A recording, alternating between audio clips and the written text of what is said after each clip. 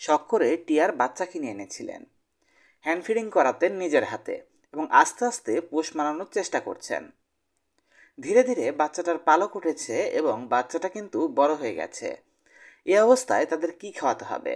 তারা কি সারা জীবন hand feeding করবে, নাকি তাদের এমন কিছু খাবার দিতে হবে যেটা তাদের বড় একটা প্যারট বা বড় একটা টিয়া পাখিতে পরিণত করবে এবং সারা জীবনভর তারা ওই খাবারটা খেতে পারবে? আজকের ভিডিওতে কথা বলবো টিয়া পাখির বাচ্চা বড় হয়ে গেলে তাদেরকে কি খাওয়াতে হবে, তাদের জন্য কেমন সিড মিক্স ব্যবহার করতে হবে, কোন ধরনের ফলগুলো ব্যবহার করা যায়।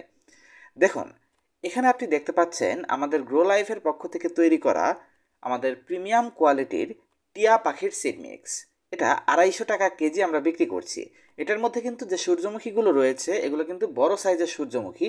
এছাড়া বাদাম সহ টোটাল 15টা আইটেম মিক্স করে আমরা এই খাবারটা তৈরি করেছি, যেটা আপনার পাখির স্বাস্থ্য সুরক্ষায়, তাদের ফেদারগুলোকে শাইনি রাখতে, তাদেরকে সুন্দর সুস্থভাবে বেড়ে তুলতে এবং তাদেরকে সারা জীবন সুস্থ সবল রাখতে ব্যাপকভাবে সহায়ক একটা খাবার। সাধারণত বাজারে যে খাবারগুলো পাওয়া যায় এগুলো কিন্তু কোয়াকাটেলের জন্য একটা মিক্সার পাওয়া যায়, যেটা টিয়ার বাচ্চার বা টিয়া পাখির খাবার বলে অনেকে চালিয়ে দেয়, কিন্তু আসলে ওইটা কিন্তু টিয়ার পর্যাপ্ত পুষ্টি চাহিদা পূরণ করতে পারে না।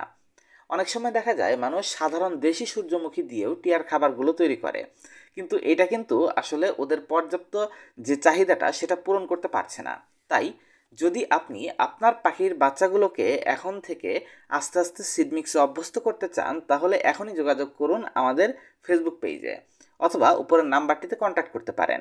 এছাড়া শুধু টিয়া নয়, আপনারা যারা ককাটেলের বাচ্চা কিনেছিলেন এবং এতদিন হ্যান্ড ফিডিং করিয়েছেন তারাও কিন্তু ককাটেলের জন্য আলাদা যে সিড মিক্সটা রয়েছে সেটা নিতে পারেন এবং আপনার পাখিকে দিতে পারেন।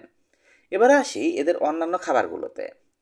আসলে টিয়ার বাচ্চা বড় হয়ে গেলে বা একটা অ্যাডাল্ট টিয়ার জন্য সিড মিক্সের পাশাপাশি বেশ কিছু খাবার দেয়া যায়, তবে ওইগুলোর কোনোটাই ওইরকম ম্যান্ডেটরি নয়। এইটাই হচ্ছে মূল খাবার।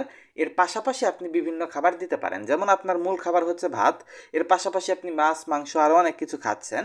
তো এইটা মূলত প্রায় 90% কাভার করে একটা পাখির যে খাবারের চাহিদা আছে সেটার।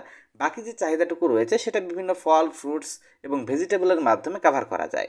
যেমন আপনি আপনার টিয়াগুলোকে আপেল দিতে পারবেন, আঙুর একটু দিতে পারবেন, বেশি দিলে আবার পেট খারাপ হবে।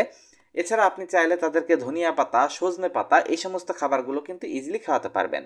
তাছাড়া পুদিনা, তুলসী এগুলো কিন্তু হার্বাল খাবার। এগুলো যদি আপনি আপনার টিয়াগুলোকে দেন তাহলে এটা তাদের স্বাস্থ্যটাকে ভালো রাখতে সাহায্য করবে। আবার এগুলো রেগুলার খাওয়াতে যাবেন না, ধরেন সপ্তাহে 2 থেকে 3 দিনের বেশি শাকসবজি দিবেন না, তাহলে পেট খারাপের সম্ভাবনা থাকে। আর আপনার পাখিগুলোর জন্য বড় সাইজের খাঁচা ব্যবহার করুন, যেহেতু বড় সাইজের পাখি যত বড় খাঁচা দেয়া যায় তত ভালো। যদি ব্রিড করাতে চান তাহলে উন্মুক্ত জায়গায় পালন করা গেলে, এভিয়ারিতে পালন করা গেলে বা ঘরের মধ্যে নেট লাগিয়ে সেটার মধ্যে পালন করা গেলে সবচেয়ে বেটার, সেক্ষেত্রে ব্রিডিং করা সম্ভব হয়।